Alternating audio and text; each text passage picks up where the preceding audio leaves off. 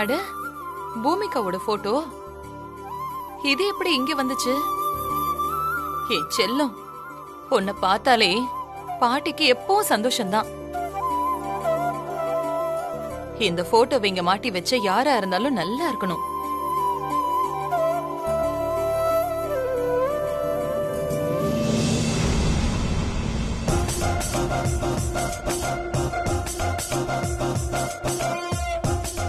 சந்தானம், நீ என்ன பண்றீங்க? அண்ணே, உங்க சந்தோஷமான ரியாக்ஷனை பார்க்கத்தான் நீ இங்கேயே உட்கார்ந்து இருக்க. அப்போ என் செல்லத்தோட போட்டோவை மாட்டி வச்சது நீதானா? ஆமா அண்ணே.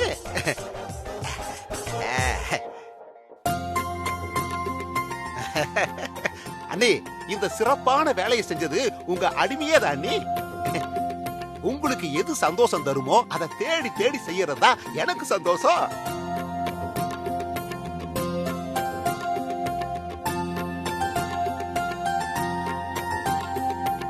உன் பேச்செல்லாம் நல்லாதான் இருக்கு. ஆனா உனக்கு எப்படி இப்படி ஒரு யோசனை வந்துச்சு? அதுதான் எனக்கு யோசனையா இருக்கு. இல்லண்ணே, நீங்க நேத்து ஒரே மூட் அவுட்ல இருந்தீங்க. அதான் உங்களுக்கு ஆறுதலா இருக்கும்னு உங்களுக்கு பிடிச்ச முகத்தை உங்க ரூம்ல மாட்டி வச்ச. இப்ப உங்களுக்கு சந்தோஷமா அண்ணி? எனக்கு சந்தோஷம்தான். ஆனா இத கண்மணி பார்த்தா இவ மட்டும்தான் உங்க பேத்தியா? ஏன் பொண்ணு உங்க பேத்தி இல்லையான்னு கேப்பாளே. அவங்க அப்படியெல்லாம் வரமாட்டாங்க. அப்படியே வந்தாலும் உங்ககிட்ட சண்டை போட மாட்டாங்க. அது எப்படி நீ அவ்வளவு உறுதியா சொல்ற? கொஞ்சம் உங்க பின்பக்கம் திரும்பி பாருங்க அண்ணே.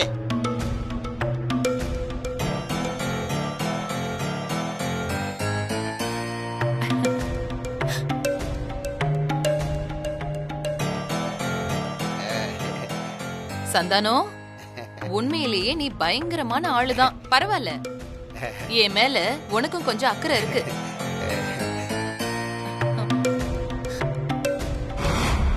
ஆமா, இதையெல்லாம் நீ பண்றியே, ஏதாவது எதிர்பார்ப்போட தானே நீ பண்ணுவ? சோழியன் குடுமி சும்மா ஆடாதே. இப்போ உனக்கு என்ன வேணும்? என்ன நீங்க இன்னும் என்ன பணத்துக்கு ஆசைப்படுறவனாவே நினைச்சுக்கிட்டு இருக்கீங்க? இதையெல்லாம் பண்ணணும்னா எதையாவது எதிர்பார்த்து தான் பண்ணணுமா என்ன? உங்க மேலயும் எனக்கு அக்கறை இருக்கா அண்ணே.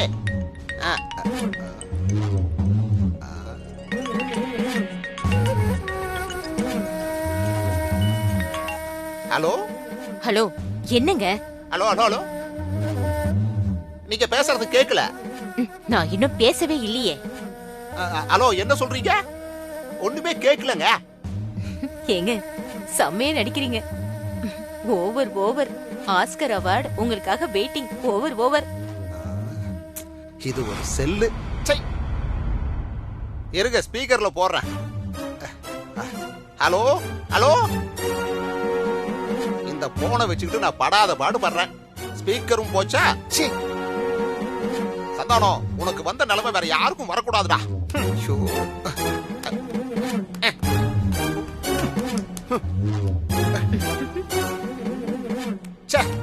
கட் ஆயிருச்சா? இன்னும் நீ இந்த ஓட்ட போன் தான் வச்சிட்டு இருக்கியா? இத தூக்கி போட்டுட்டு வேற போன் வாங்கிக்க வேண்டியதானே?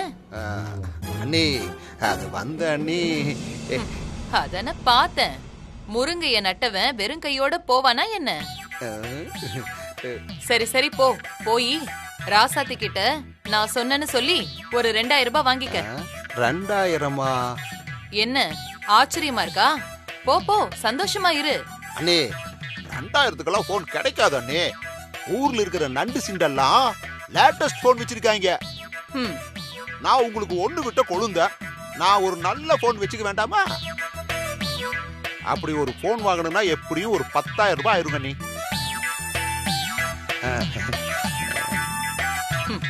நீ எனக்கு ஒரு நல்லது பண்றேன்னா நான் உஷாரா இருக்கணும் போல இருக்கே. சரி, போய் நான் சொன்னேன்னு சொல்லி ராசாத்தி கிட்ட 10,000 ரூபாய் வாங்கிக்க. ரொம்ப சந்தோஷம் அண்டி.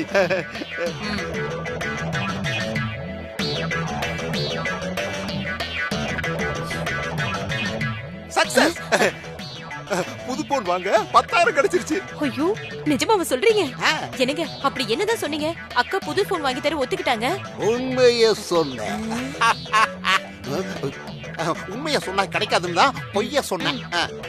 இரு, ராசாத்தி கிட்ட போய் 10,000 வாங்கிட்டு வந்துடுறேன். சரி, கிளம்புங்க. சவுதி சந்தானம்னா சாதாவா?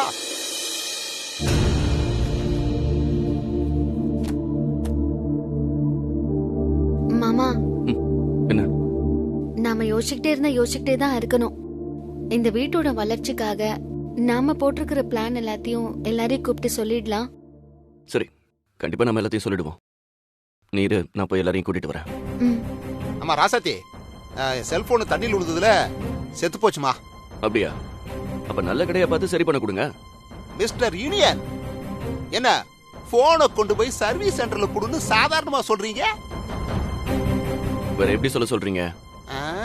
ஆமா, இப்ப எதுக்கு நீங்க சம்மந்தம் இல்லாம பேசிட்டு இருக்கீங்க? எங்களுக்கு நிறைய வேலை இருக்கு. தயவு செஞ்சு இடத்த காலி பண்றீங்களா? இந்த வீட்ல அன்னைக்கு இருக்கிற பெரிய மனசு வேற யாருக்கும் இல்ல. இதே மாதிரி தான் என் பிரச்சனையை கொண்டு போய் மரகதண்ணி கிட்ட சொன்னேன். அவங்க ராசாத்தி கிட்ட போய் நான் சொன்னேன்னு சொல்லி 10,000 ரூபாய் பணம் வாங்கிக்க சொன்னாங்க. அத வாங்கிட்டு போலான்னு வந்தேன். சீக்கிரம் கொடு ராசாத்தி. உடனே போய் புது செல்போன் வாங்கி அதுல ஸ்கிரீன் சேவரா மரகதண்ணி போட்டோ தான் வைப்பேன். அவங்க என் தெய்வம். கஷ்டப்படுறவங்களை காப்பாத்த வந்த பொம்பளை வள்ளல் அவங்க.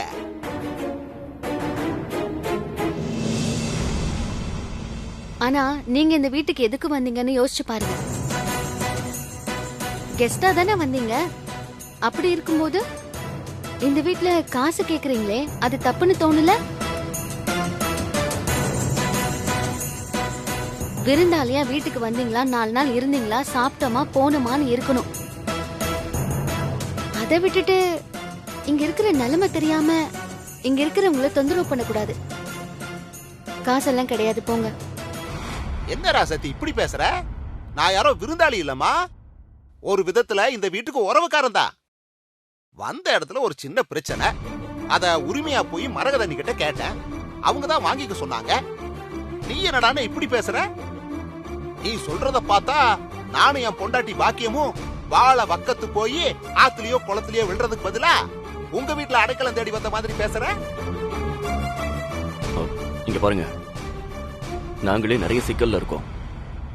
உங்களை குத்தம் சொல்றதுக்காக நாங்க இப்படி பேசல. இப்ப நாங்க இருக்கிற நிலைமைக்கு 10,000 ரூபாங்கிறது ரொம்ப பெரிய தொகை. அதை இப்ப கொடுக்க முடியாதுன்னு தான் சொல்றோம். என்ன தம்பி, இந்த பெரிய வீட்டை நம்பி வந்துட்டேன், அது புரியாம ராசாத்தி பேசுது. நீ 10,000 அவ்வளவு பெரிய தொகைன்னு பேசுற. அதுவும் இல்லாம மரகதண்ணி சொன்னாங்கன்னு சொல்ற, அப்பவும் கொடுக்க முடியாதுன்னு சொல்றீங்க. எனக்கு ஒண்ணும் புரியல. இந்த வீட்டுல மரகதண்ணிக்கு அவ்வளவுதான் மரியாதையா? நான் சொல்ற விஷயம் வேற, அது நீங்க புரிஞ்சுக்கிறது வேறையா இருக்கு. தப்பு தப்பா பேசி பிரச்சனை எதுவும் உருவாக்கிடாதீங்க. தயவு செஞ்சு போங்க. அத்தையே வந்து சொன்னாலும் அவ்வளவு பெரிய அமௌண்ட் என்னால தர முடியாது. போதுமா?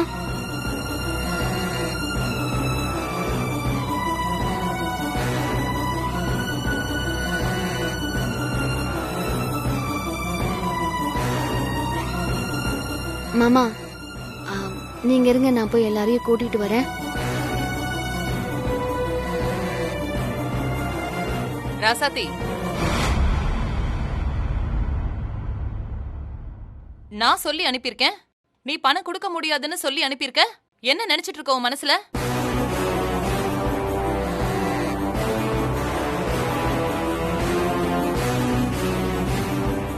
அத்த, இப்ப இருக்கிற நிலைமையில தேவையில்லாத செலவெல்லாம் கொஞ்சம் குறைச்சுக்கணும். அதுக்கு தான் அப்படி சொன்னேன். என்ன பேசுற நீ? என்ன நிலைமைன்னு எனக்கு தெரியாது. நீ சந்தானத்துக்கு பணம் கொடுக்க மாட்டேன்னு சொன்னது என்ன அசிங்கப்படுத்துற மாதிரி, அது தெரியுமா உனக்கு?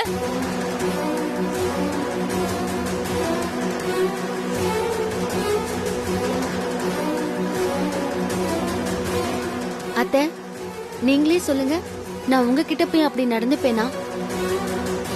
உங்க வார்த்தைக்கு என்னைக்காவது நான் மறுத்து பேசிருக்கேனா? அதெல்லாம் சரிதான்.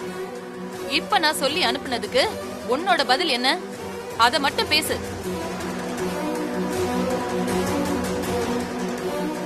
அத்த, நாங்களே உங்க எல்லார்கிட்டயும் ஒரு விஷயம் பேசலான்னு தான் இருந்தோம். அதை நாங்க சொல்லிடுறோம். அப்புறம் நாங்க சொன்னதை நீங்களே சொல்லுங்க. பெரியமா, அந்த பில்லை கவனிச்சுக்கிற பொறுப்பை இனிமே நானும் ராசாத்தையும் தான் பாத்துக்க போறோம்.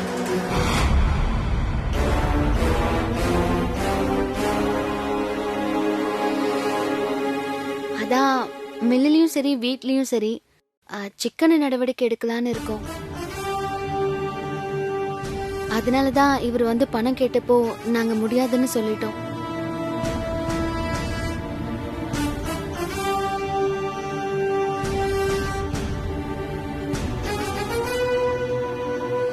இல்ல, கொஞ்ச நாளா நிதி நெருக்கடியில தான் போய்கிட்டு இருக்கு.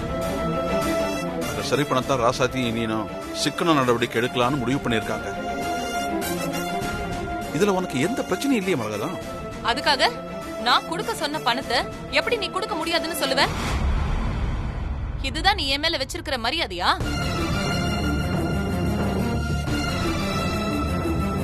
மரகதம், அவங்க 2 பேரும் நம்ம மொத்த குடும்பத்தை பத்தி யோசிச்சுட்டு இருக்காங்க. நீ உன்னோட கௌரவத்தை பத்தி மட்டும் பேசிக்கிட்டு இருக்க.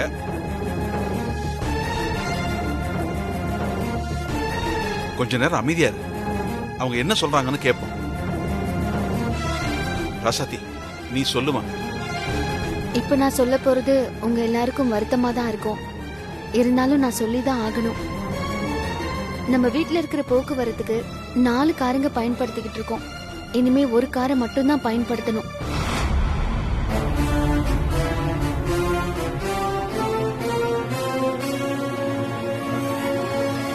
அதுவும் அதுக்கு பெட்ரோல் செலவு 5000க்கு மேல தாண்டக்கூடாது. வீட்ல கரண்ட் பில் மட்டும் 25,000 ரூபாய் வருது. அது இனிமே 8,000 தாண்டக்கூடாது. ஏசி தேவைப்பட்டா மட்டும்தான் யூஸ் பண்ணணும். தேவையில்லாம லைட் ஃபேனு எதுவுமே யூஸ் பண்ணக்கூடாது. தேவையில்லாம எந்த சாப்பாட்டு பொருளும் வேஸ்ட் பண்ணக்கூடாது. அப்புறம் துணிமணி மத்த செலவுகள் எல்லாத்தையும் குறைச்சுக்கணும். ஆக மொத்தத்துல ஒரு மாசத்துக்கு வீட்டு செலவு 1 லட்சத்தை தாண்டக்கூடாது.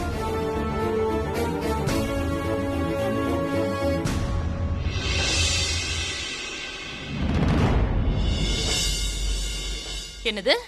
இது வீடா இல்ல ஜெயிலா? எனக்கு எதுவுமே புரியல. இந்த வீட்டோட பொறுப்பை நான் தான் உனக்கு கொடுத்தேன். நீ என்னடானா எது எதுக்கு எவ்வளவு செலவு பண்ணணும்னு நீ எனக்கு ஆர்டர் போடுற. அத்தை, நல்லா பாத்துக்கோங்க. என்கிட்ட இருந்து பொறுப்பை வாங்கி அவகிட்ட கொடுத்தீங்கல்ல, அதான் இப்படி அட்டூழியம் பண்றான். யார எங்க வைக்கணுமோ அங்க வச்சிருந்தா இப்படி எல்லாம் பண்ண மாட்டான். எல்லாரும் கொஞ்சம் அமைதியா இருக்கீங்களா? நீங்க நினைக்கிற மாதிரி மில்லு ஒண்ணும் லாபத்துல ஓடல, நஷ்டத்துல தான் போய்கிட்டு இருக்கு.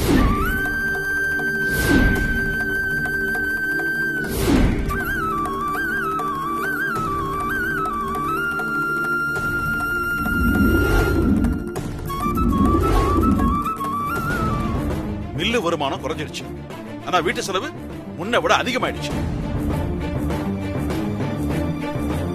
குந்தி தின்னா குன்றும் குறையும் சொல்லுவாங்க. அந்த மாதிரி வருமானம் இல்லாம செலவு மட்டும் பண்ணா எவ்வளவு பெரிய பணக்காரனும் ஓட்டாண்டியா தான் ஆவான்.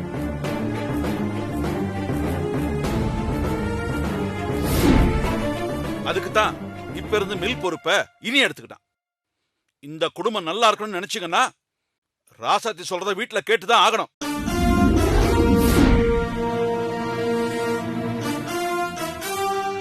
என்னங்க சொல்றீங்க? மில்லுல வியாபாரம் குறைஞ்சா மில்லுல என்ன பிரச்சனை, ஏன் வியாபாரம் குறைஞ்சிருக்குன்னு அத பார்த்து சரி பண்ணணும். அத விட்டுட்டு வீட்ல சிக்கனமா இருக்கணும், ராசாத்தி சொல்றபடிதான் நடக்கணும்னு என்கிட்ட சொல்றீங்க. மில்லு நிர்வாகத்தை பத்தி என்கிட்டயே சொல்றீங்களா?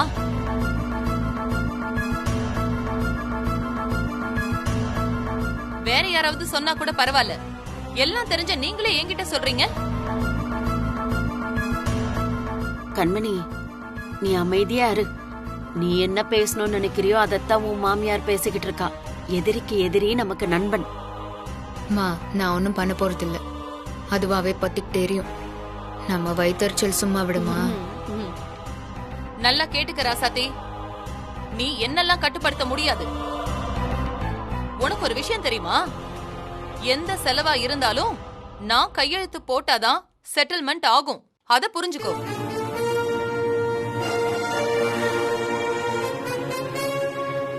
வருத்தப்படாத, உங்ககிட்ட சொல்லாம அந்த ரைட்ஸையும் நான் ராசாத்திக்கு இனியனுக்கு எழுதி கொடுத்துட்டேன்.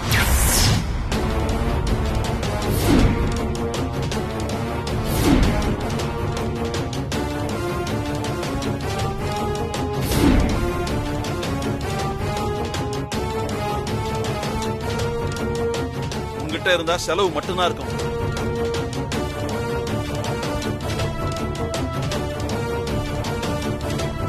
பெரியம்மா, எங்களை பத்தி உங்களுக்கு தெரியாதா? நானும் உங்க புள்ள தானே. நான் இந்த வீட்டுக்கு தப்பான விஷயத்த பண்ணுவேனா சொல்லுங்க?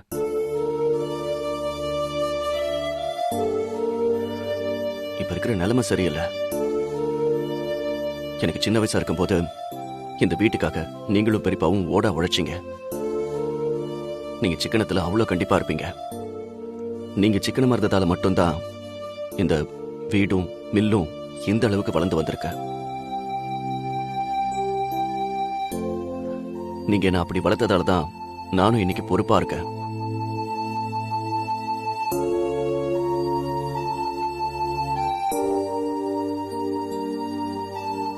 நாங்க உங்க பிள்ளைங்க பெரியம்மா. நீங்க தான் எங்களை வழி நடத்தணும்.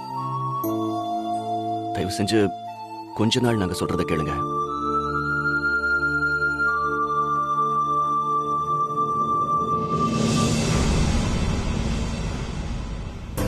ஆஹா, அண்ணி ரியாக்ஷனை பார்த்தா வண்டி யூ டர்ன் போடுற மாதிரி தெரியுது.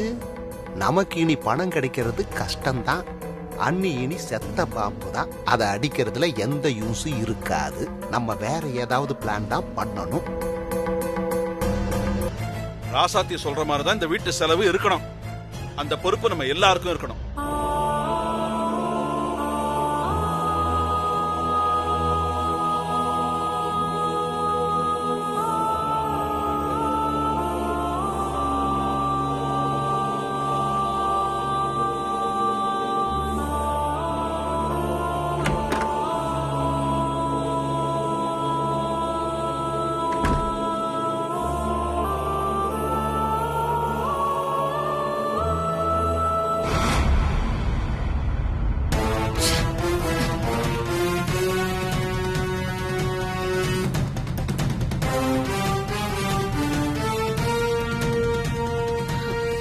பாத்தியாடி அந்த குண்டச்சி பண்ற காரியத்தை? அம்மா, நீ எதுவும் பேசாத. என்ன டென்ஷன் ஆக்காம அமைதியா போயிடு. இல்ல கண்மணி, நான் போன்னு சொல்றேன்ல.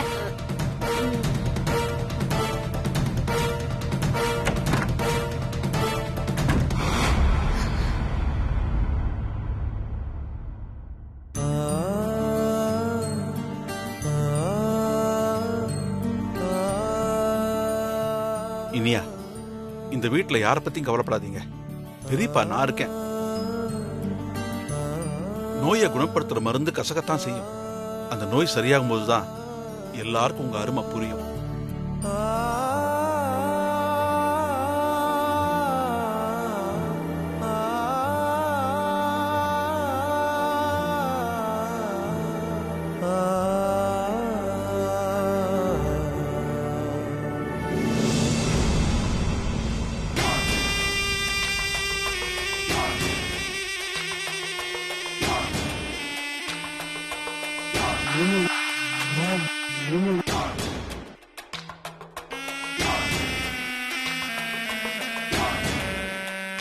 என்ன நீ எதுவும் பேசாம அமைதியா வந்துட்டீங்க?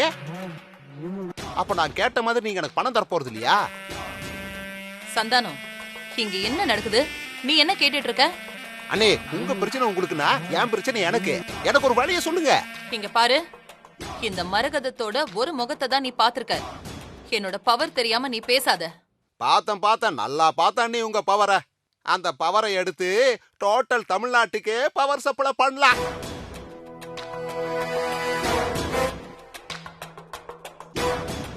என்ன சந்தானம், எகத்தாளமா? என்ன பார்த்தா உனக்கு என்ன காமெடியா இருக்கா? பின்ன என்ன அண்ணே, நீங்க சொல்லி ஒரு 10,000 ரூபாய் கொடுக்க மாட்டேங்கிறாங்க. நான் கேட்ட 25 லட்சத்தை நீங்க எப்ப கொடுக்க போறீங்க? இதெல்லாம் சரிப்பட்டு வராத அண்ணே. நீங்க சொன்ன அந்த பவரு இப்ப ராசாத்தி கையில இருக்கு. பேசாம நான் அந்த ராசாத்தி பக்கமே போயிடலான்னு இருக்கேன் அண்ணே.